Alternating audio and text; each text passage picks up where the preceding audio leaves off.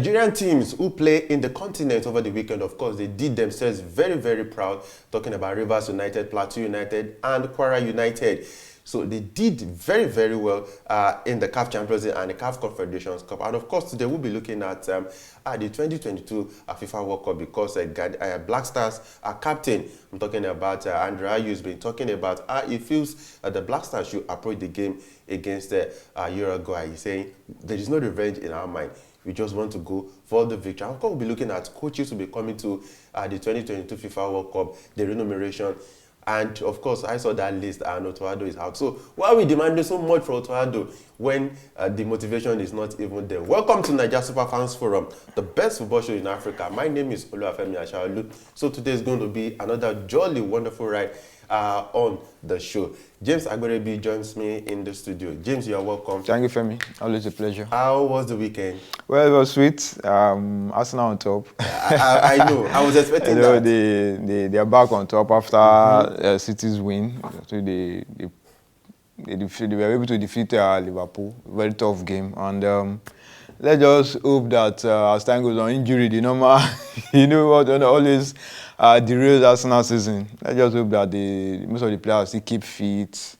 And even if they don't win the league, at least just qualify for the Champions League. And Partey was excellent again. No, Partey was. And I always say, I always say that if Partey is the one that is knitting that team, a lot of people will be looking at the likes of Martinelli, Jesus, Saka, but Partey showed again that if he's there, the other guys can go to sleep. They just enjoy themselves because he's there to protect them, and he did that again yesterday. So that's what world-class. When you have a world-class player, I mean, you always do well. Okay, so we hope he'll be able to, of course, bring his wonderful game to the benefit of the Black Stars at the 2022 FIFA World Cup. We pray for injury-free. Of course, over the weekend we heard that Jordan Ayew, he had 5 stitches to his head, but at least he was able to finish that game. James, let's get started now. Of course, Nigerian teams playing in the continent, they did very, very well against the North African opponents.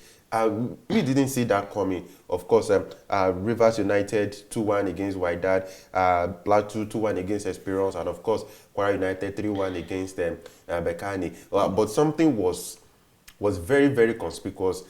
As usual, the North Africans, they came with a plan, which was to score first. And all the Nigerian teams, they conceded first. And of course, they were able to come back from behind. But James, I think they are still not there. It's still like a 50-50 thing, because going back to that, the Lions Den, you can put it like that. Yeah. Going to the Lions Den this weekend will not be very easy for them.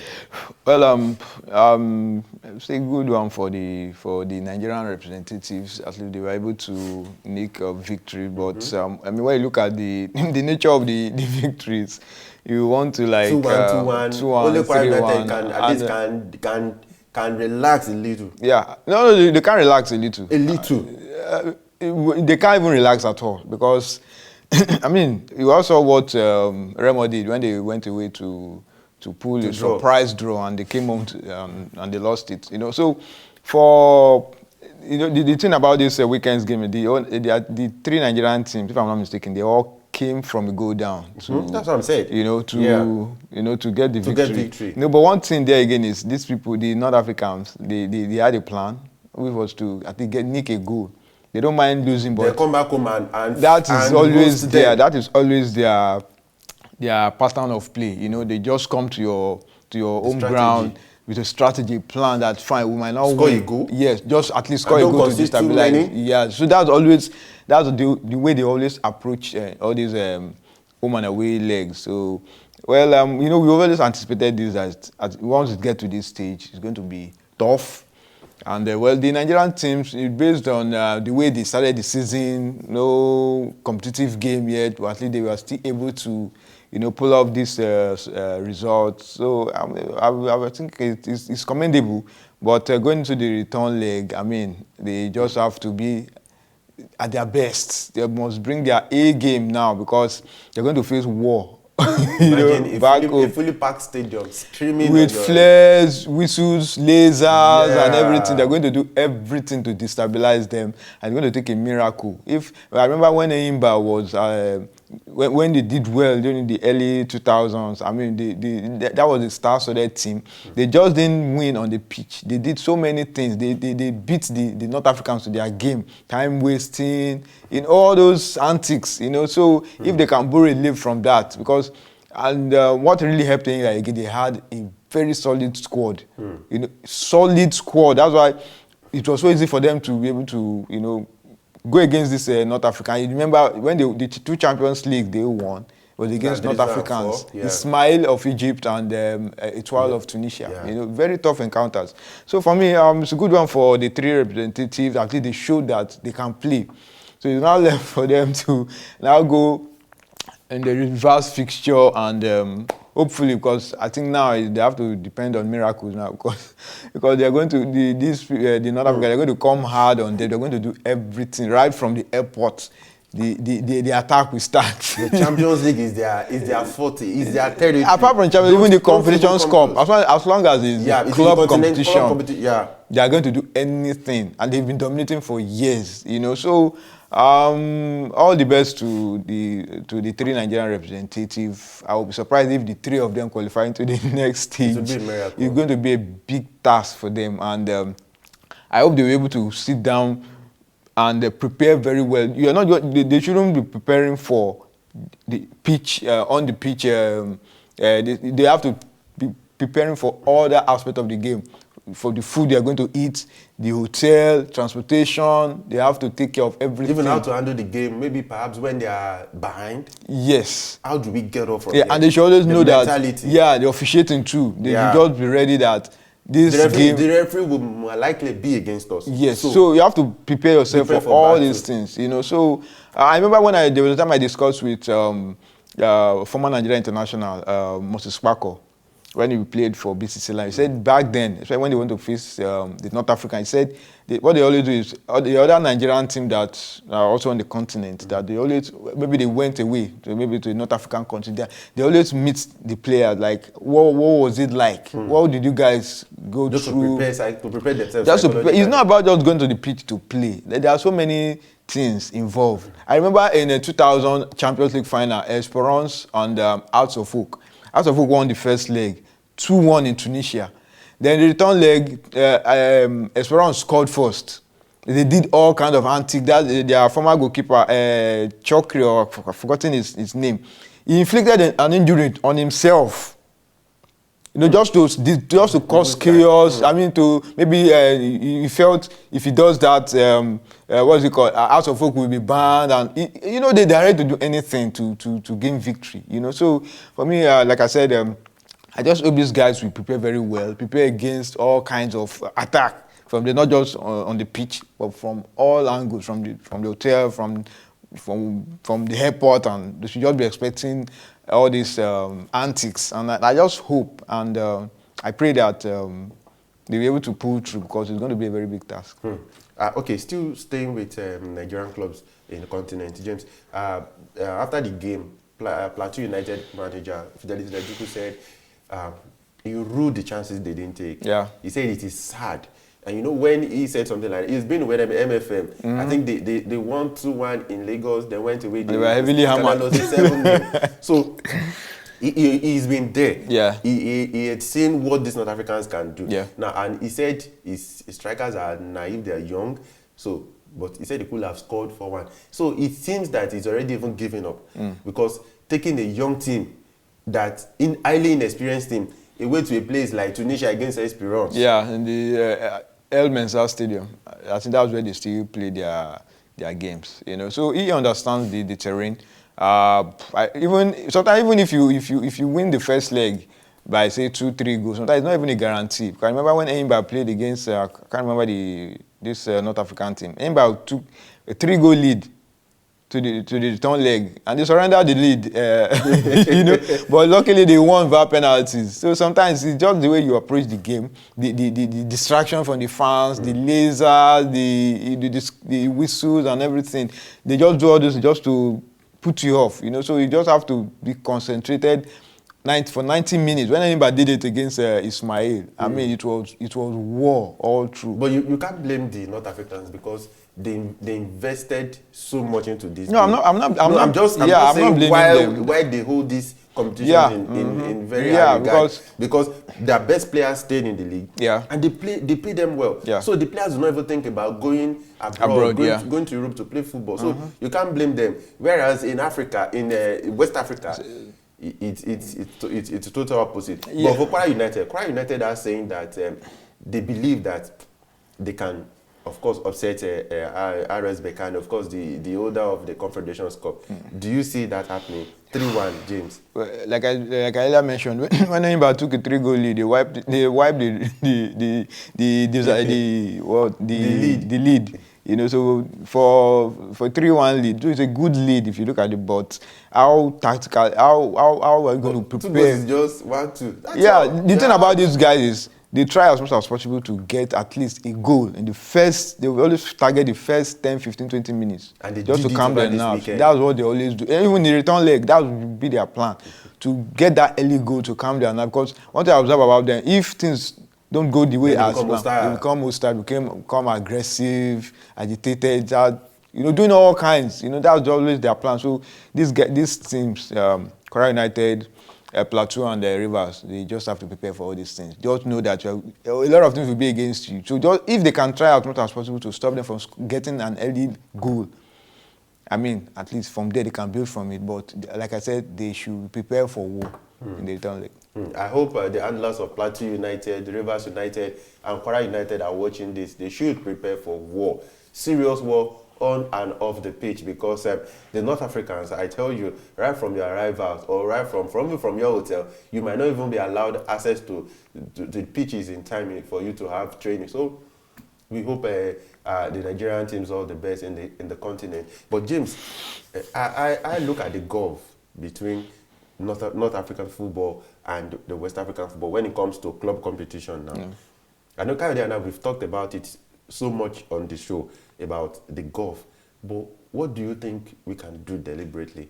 For instance, they run their league just like Ghana, the GFA has shown over time. I know if you ask the GFA, they will tell you, if you ask them what are the examples they actually emulate in Africa, they might talk about the North Africans. Now, our own league is not even on. The Europa League is on. If you look at the North Africans, they run their league consistently, with intention. With the money is there because even the sponsors will know that these people are serious. How can the West African clubs bridge this gap? Yeah, talent-wise, they are not better than those of us from I agree. They are not better. I agree. When you run things, when you are being professional. Sorry, because it still shows even when it comes to CHAN. Yeah. You still see the quality. Yeah, even the returning champion is not Morocco, if I'm not mistaken, the reigning CHAN champions, So, I mean, it's just being professional about this. There is no magic about this thing. Fine, you might have the talent and everything, but if you don't put all these important things, and then before we came on, you were talking about Europeans, the way they run their thing, you see the pitch, you see the cameras and everything. So, because it's not just the pitch. Everything doesn't end on the pitch. I mean, if you can take care of the other aspects, thank God that's what the GFA are trying to do now, getting people involved, because you can't have this kind of talented players and you're not taking care of the other aspects. I mean, in Europe, most of the pitches are just plug and play. I've heard that even from Joe Diko, LMC chairman, when it was a time he was on TV and they were asking him why was the NPFL not on TV, and he was saying to beam a match to homes in Nigeria. At that time, he said it would cost 10 million naira because he said they have to put a lot of things in place. Whereas in Europe, just go there. There are places where you plug your camera, where you plug your extension. You understand? Everything is there. But how many of those stadiums do we even have here in Nigeria? Even in Lagos. They are even camera friendly. Sometimes when you see some pitches, like you just get discouraged. Even if you bring the state of the art camera. No, it won't work. 4D, 5D, HD. So we have a long way to go. I mean, we have a lot of work to do. I mean, if we can't take care of the basic things here, I mean, that's why our players, our best players, we keep traveling abroad because they believe that's where the best, that's where it's happening. Europe is the mecca of football. You can't take that away from them. They've invested a lot. They've done a lot. They've put a lot of structures. Even though some countries that are not maybe in the mode of the Premier League, La Liga. I mean, you still see that they've taken care of the basic things. That's why you see some jerseys. You see different sponsors from the to the shorts. You know, so all these are the basic things. If you put the right things, if the right things are in place, the sponsors will come. They just need these things to be done properly. They just want you to be serious. Yeah, to be professional. Know that you're intentional. To be professional about it. Not that you start hearing things like somebody is being accused of siphoning funds, the money meant for allowances are not paid, clubs players are being owed. I mean, who's going to sit down and say, okay, you want to invest on, and you start hearing things like this? I mean, it's about money. I mean, you want to put your money where you feel that you gain something, but especially in Nigeria, yeah, I mean, you know, you've been hearing about things like money being missing and someone being accused of siphoning funds. About contracts. The money that the club claimed they pay players in the contract submitted to the LMC is different from the one. It's very different from the contract the players have. Yeah, even sometimes the player will even make a move from one club. You will not even hear anything from the clubs. They will not. It's just a handful of clubs here in Nigeria that will even make announcement. But you don't even know the duration of the club. You don't even know how much was involved. I mean, they as if they just do it in secret, and I don't know. Recently, I heard that a player in the EPFL, a club told a player in the EPFL that they do not need the services anymore via a WhatsApp message. So you just, I mean, and you call the league a professional league. I mean, there's nothing professional about it. So we just have to start putting our acts together and put things in place, because if not, we will continue to lose out on top sponsorship that we have come in to help the league, and we'll continue to see all our best players are running to Europe. I mean, they will keep running. And of course, Hearts of Oak over the weekend wasn't the best of time for them. Also in the CAF Confederations Cup, they lost 3-0 away at Bamako de Mali. I didn't see that coming. Though we can say that, of course, we said it here last week that they went for that time without a coach since Samuel Badu was sacked. They've not appointed another coach, and that is what we're just discussing on the show. Why are West African teams not intentional about doing well in the continent? And you can see so many factors. We'll quickly go on this break. When we come back, we'll talk about the Black Stars for the 2023 FIFA World Cup. We told you earlier that Jordan Ayew has been talking, Andre Ayew, I beg your pardon, has been talking about how the team should approach the game against Uruguay. And of course, the list of highest paid coaches that will be going to the 2023 FIFA World Cup has been released. And I looked for Otoado. He wasn't there. I said, so why are we bothering this man so much when there is even no motivation? We'll be back. Please stay with us. Welcome back, and it's still Nigeria Super Fans Forum. Of course, the first part of the show, we talked about Nigerian teams, how they did well in the continent over the weekend. And of course, we also discussed the gulf between West African teams and the North African teams when it comes to continental club football. The gulf is this wide. And of course, we've been saying that I think we need to be intentional about how to bridge this gap, because CAF Confederations Cup, CAF Champions League, even CHAN, it is always, it looks like the birthright of the North African teams. James, let's talk about Ghana's preparation for the 2022 FIFA World Cup now. Of course, the World Cup is almost here. Now, Andre Ayew has been talking, and in an interview with Al Jazeera, he was, they refer to the 2010 World Cup. Always a reference the mysterious circumstance, like you said, the hand of the devil, right? Yeah. That was what you, like Luis Suarez. But he's saying that they should not approach that game. Say, as a team leader, he will urge his players, his colleagues, not to approach that game with with a revenge, but just have 3 points in mind.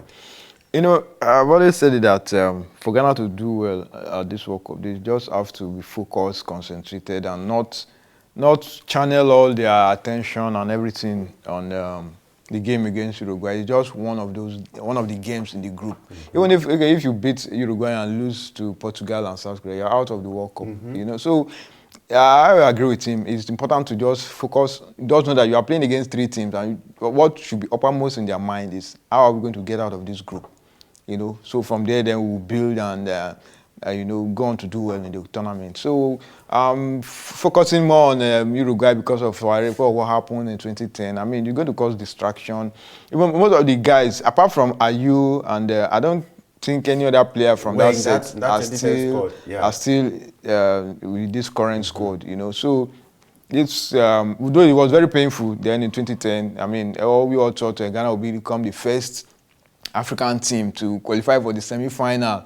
I mean, why did you even blame Suarez? Why not blame Asamoah Gyan, who failed to convert that penalty, James? I mean, it's I think the nature. No, they weren't robbed because Suarez was sent off. They got a penalty. Yeah. The due punishment. That's why I will always say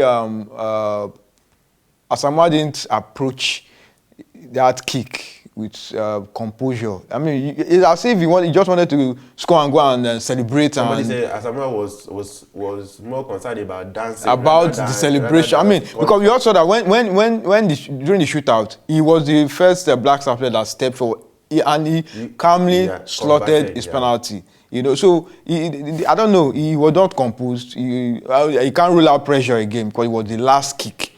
You know, and I think he didn't take the time to pick his spot. He just hit the ball, and the ball just hit the post, and it was so painful. And now seeing Suarez jubilating, I mean, there are so many areas to be angry with Suarez. He stopped the goal bar move when they missed. He was now celebrating like I mean, you can't even blame him because he did it for he worked for his country. You know, so that doesn't mean whether we're going to crucify him and whatever, you know. So let's just hope that the Black Stars will have a good preparation, have a good outing at the World Cup. Even if they lose to Uruguay and win their match, I mean, they're going to qualify. Is it Uruguay that you're going to play alone at the World Cup? They're going to beat Portugal? It's possible. They almost did at the 2010 World Cup. I mean, so this is 2022 World Cup, James. That's one thing about football. Football is about surprises. Who knows? Ghana can even win all that we've seen against Brazil and Nicaragua. Friendly games can be deceptive. I mean, sometimes you feel this team that's not doing well during the run-up to the World Cup. They might get to the World Cup and become a different ball game. The tournament is always different from when you play friendly game. When we defeated Argentina prior to the World Cup 2018 in a friendly game, 4-2. When we got to the World Cup, who won? They defeated Nigeria. In Spain too, during the run-up to the 1998 World Cup, they were beating everybody left, right, and center. And the Super Eagles had a terrible run-up. They lost to Germany, they lost to former Yugoslavia, they lost to Holland, 5-1. But when they got to the World Cup, in the first game against Spain, we also what happened. They defeated Spain, qualified even with a game to spare. You know, so for me, the Black Stars, they just have to focus on the team, play well. And thank God they have another friendly game against Switzerland, a very solid side that we're going to test them more. So I believe they can put all their eyes together and Partey too. Let's just hope that Partey brings his A game. We also what he did against Spurs and what he did against Liverpool. He bossed that midfield. It just showed that Partey is that player that if he's on form, if there's no injury, Partey is going to do a lot of things for the Black Stars. To me, I believe Partey was the one that helped Ghana to qualify for the World Cup. Because he was the brain box. There was no doubt. Well, the brain box. Got the goal, the crucial goal. The crucial goal. And he held that midfield. And that's why when I saw a tweet after the game against Liverpool, and I saw a tweet where there was a video clip about Partey. I mean, I commented that this is one player I wish is in the Super Eagles. Because if we have somebody like Partey in the Super Eagles, so you have a secret admiration. No, if you say a world-class player, you play that's very, very good. Forget about rivalry and Partey is a world-class player. He's somebody that I wish that is part of our Super Eagles midfield. Because it's somebody that will knit the team. He's somebody that organizes. He knows when to make the tackles. He knows when to spray the passes. He makes sure everything is sticking. You know, so it was very key. Fine, but a lot of people will say, what they call the likes of Saka and the rest, they were scoring Martinelli, but Partey was key in that game. If Partey had not been part of that squad that defeated Liverpool, Arsenal would have struggled. is it Lukonga or that you're going to rely on to play against a world-class Elneny? I mean, you can't compare. The gulf between Partey and this other Arsenal midfielder is so wide. That's why you see Xhaka enjoying himself now, bombing forward because he has the Partey who does the mopping up, who just allow the rest of the guys to have fun. So for me, I just pray he does well. Kudus too has been doing well for Ajax, and Suleiman, Salisu in Southampton, so I just pray that these guys, they keep doing well for their club side. I mean, they might even top the group in the World Cup, and from there, they just take it up. Maybe they will even surpass the achievement in 2010. Okay. Let's talk about coaches going to the World Cup now. Of course, first 10 coaches, the highest paid coaches, we had no African coach. Among the 5 representatives that are going to the World Cup, no African, no Aliou Cisse, no Otto Addo. Yeah. Now no, we have no Rigobert Song. No Rigobert Song. We have a Ernst Flick, of course, for Germany, 6.5 million euros per year. Southgate, 5.8 million euros, despite this unattractive football. England plays 5.8 million euros. Didier Deschamps, 3.8. Tite, Brazil, 3.6. Louis van Gaal, 2.9. Then Gerardo Martino, of course, Mexico, 2.9. Lionel Scaloni, Argentine, 2.6. Felix Sanchez Bas, Qatar, that means the host nation, 2.4. Fernando Santos for Portugal, 2.2. And we have Murat Yakin of Switzerland, 1.6. No African coach. So, James, and we expect them to go to the World Cup and possibly even get to the semi-final. But the thing is, all these coaches with all the money and everything, it's not all of it. I think it's just one coach that will lead this country to the World Cup. But they'll do well. Yeah, it is a motivation. There is not. If you are fine, we don't even know. We don't even know if Otto Addo has a contract with the Black. We don't know, but because he has gone about doing his job. He helped Ghana to qualify for. After the mess at the AFCON, he qualified the team for the World Cup. Even there are some countries. One of them that we look at somebody like Mancini in Italy. Yeah, he should be one of the top earners in Europe. Yeah. Did he qualify Italy for the World Cup? But he did. They did work. They failed to qualify for the World. They failed to qualify for the World Cup back to back. Yeah, but he wasn't responsible for the first time. He wasn't responsible for the 2018. So what happened? Okay, so did you see the team that knocked Italy out? Not Macedonia. Did it ever occur to you that not Macedonia will stop Italy from qualifying for the World? Did you ever imagine it? No. See, James, what I'm trying to say is, if you want teams to do well at the World Cup, yeah. If you want the coaches to do well at the World Cup, the remuneration too should be encouraging. Yeah, but it is from that point. From that point you can now say, we gave you everything, just like Super Eagles now. That is why some Nigerians sometimes really get furious with the Super Eagles. We heard that sometimes match bonus, $5,000, $10,000 match winning bonus. Imagine you having $10,000 for just winning one game. You sleep in the best hotel in the country, even outside the country. You enjoy the best of everything, and you still get 10,000 winning bonus. Just that waiting for you if you win, and you still go to games and do not play well. So what I'm saying is, if we want our own coaches to do well at the World Cup, then I think if a coach is earning 1.6 million euros per year, and there is no African in that list, James, I think it says a lot. Most of these guys, it says a lot. Most of these guys, they've been around for a long time. Well, Deschamps was the coach that took Monaco to the Champions League final. Hansi Flick won the Champions League. Some of these guys, this is even national team football. Yeah, I know. Club football, you can say there is money. Yeah, they already had this reputation, so you don't expect them to start earning less. I mean, it's not going to happen. Let's just wait and see what will come out of it. Fine, they are earning big, but it's not a guarantee that they will do well at the World Cup. Even Joachim Löw at the last World Cup winner, Germany crashed out in the first round. So these things are not, it's not a guarantee that, okay, because you but he has also won the World Cup. Fine, all I want is... He won 2014 World Cup. If we won 2014, then they did what happened in 2018. This is a tournament some players would not even play in their lifetime. For someone to now go there and won the World Cup. I'm not saying you must pay the likes of Otto Addo, Rigobert Song the same amount, but at least just give them something something that is worth it's encouraging. Yeah. So that is what I'm saying. For me, it's like I said, it's not 1.6 million euros, and there is even no African coach on that list. James, that is what I'm saying.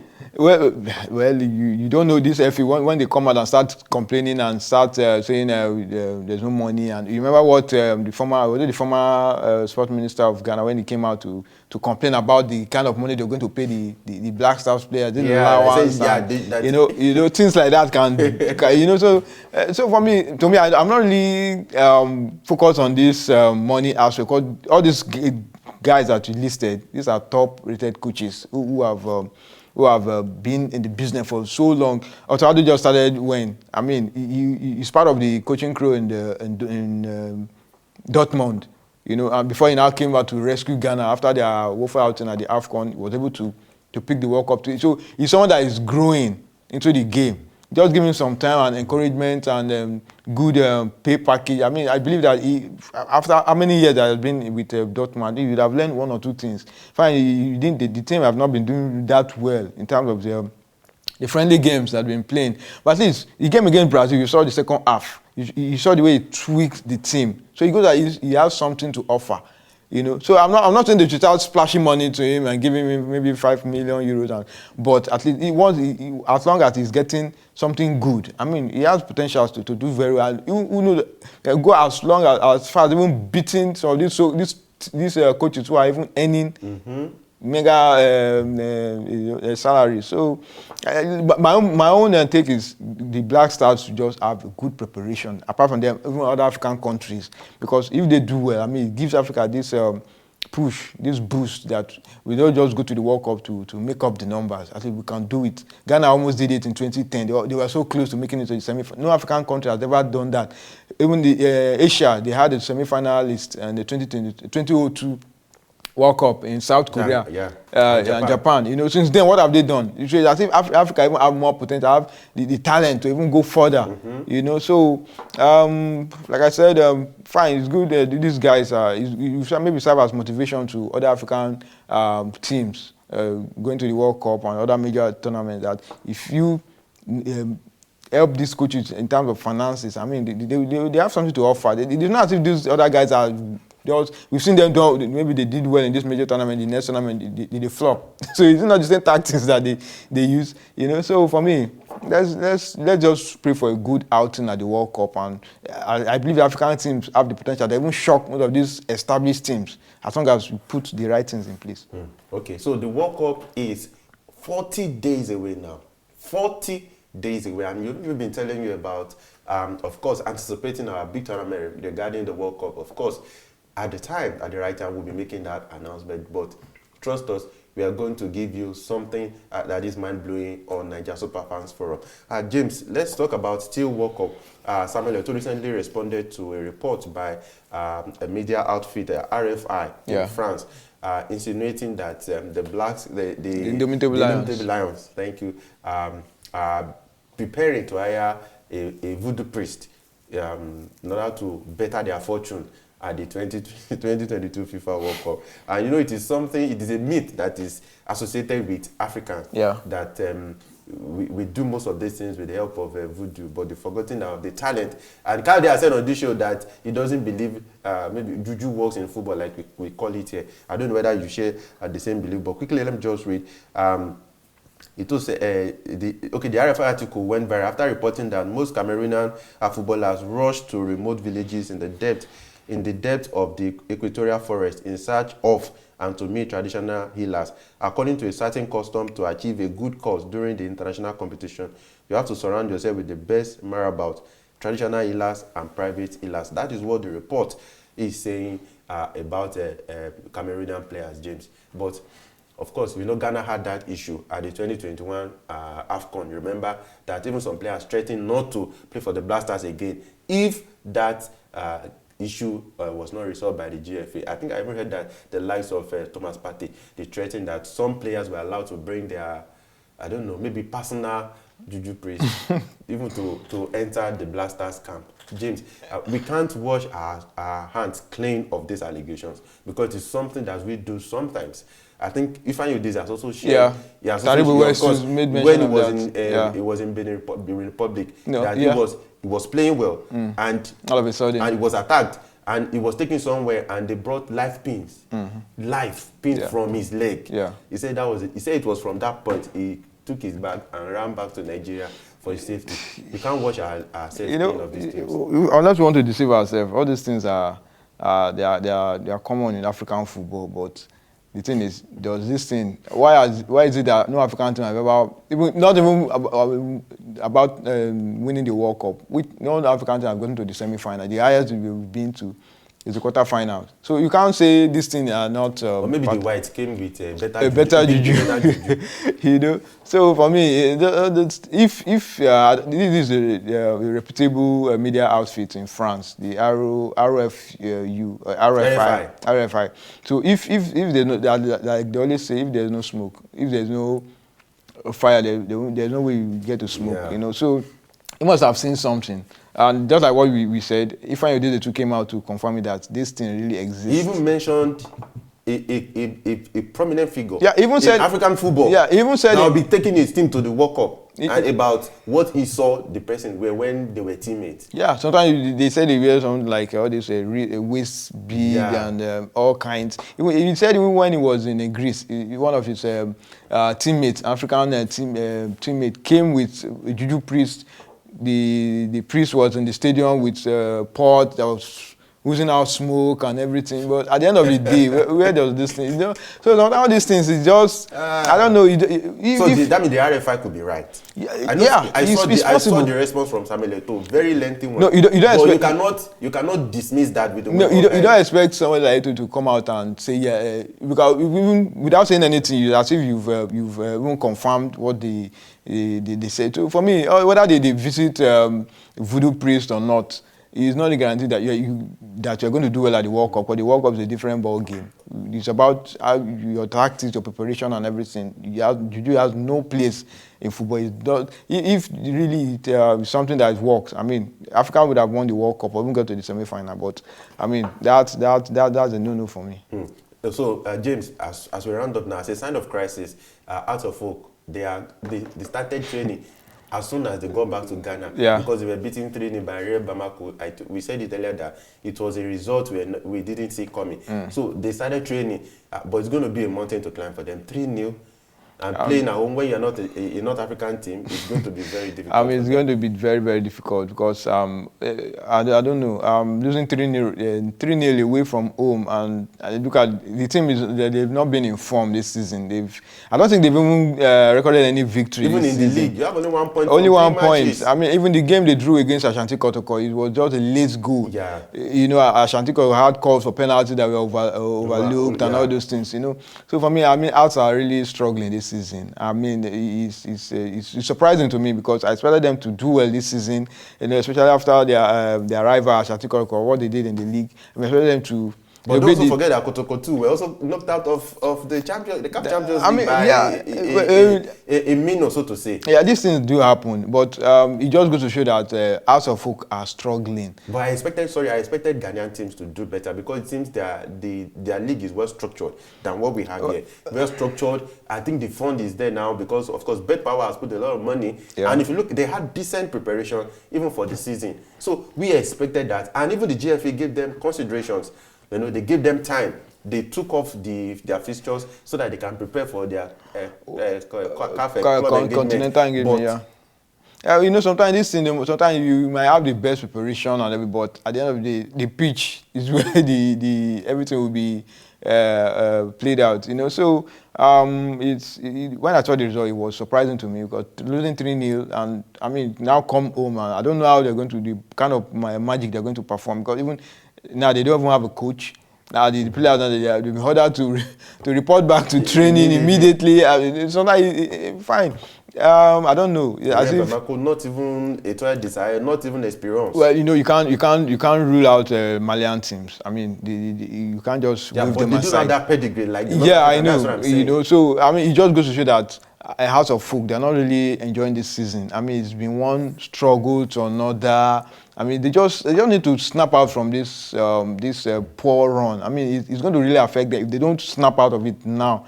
Because I don't know, going into the return leg now, I don't know how they're going to regroup, and they just have to find a way to break this poor run because it's going to really affect them if they don't do that now. And try as quickly as possible to get a coach to at least make the team stable. Because if they continue like this, I mean, Ashanti Kotoko, Tamale, or the rest, they will just they will just leave them behind. And you think because they are a big team, they will come back. But I mean, it's going to be a tough season for them. So we do not know whether the case of Ashanti Kotoko is like a sheep that without a shepherd that is being stricken. So it seems everything seems to be falling apart for them. And for the Black Stars, we'll continue to keep our fingers crossed. Of course, I'm bringing you the latest as regards their preparation for the 2020 FIFA World Cup. We told you it's just 40 days away now, so the World Cup is upon us. I'm sure our Ghanaian fans, of course, you're already basking in that euphoria. But here in Nigeria, we are home, so we're going to watch from TV from our homes.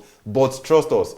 Like for me, I've told you the Black Stars are my adopted team. We're going to support them all the way at the 2022 FIFA World Cup. So also look out for our big announcement coming for that tournament in Qatar. Is going to be a big one. And thank you for your comment, for your advice, for everything. Of course, we read them. Some of you disagree that Miloma Rajovac, of course, you replace Otto Addo in the Black Stars. I agree. I also agree with you because we saw what he did, the disastrous outing at the 2022 FIFA World Cup. So we're going to give Otto Addo our best. I'm sure the GFA has said that his place in the Black Stars is no in doubt. So until we come your way again, we say have fun. Sorry, Cardio couldn't join us today, but next time it will be on ground.